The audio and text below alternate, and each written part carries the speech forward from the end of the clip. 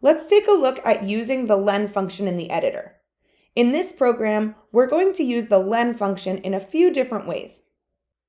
To start, we have a variable jewelry that is holding 3 items. The first thing we want to do is print the length of the list. We can do that by writing print len of our list, jewelry. Notice that we're using parentheses, not square brackets, because len is a function that takes a list as a parameter. We need to be careful also to close any parentheses we have opened, which is why we have to use 2 closing parentheses at the end of the command.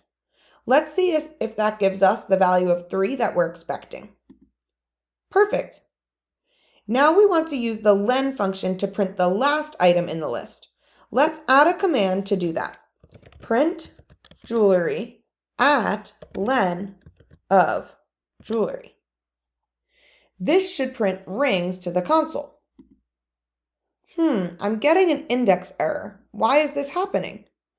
Oh yeah, the value returned from len jewelry is 3, and the index value of the final item is only 2.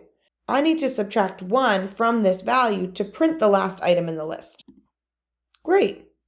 Now let's add earrings to the end of the list by adding jewelry.append earrings.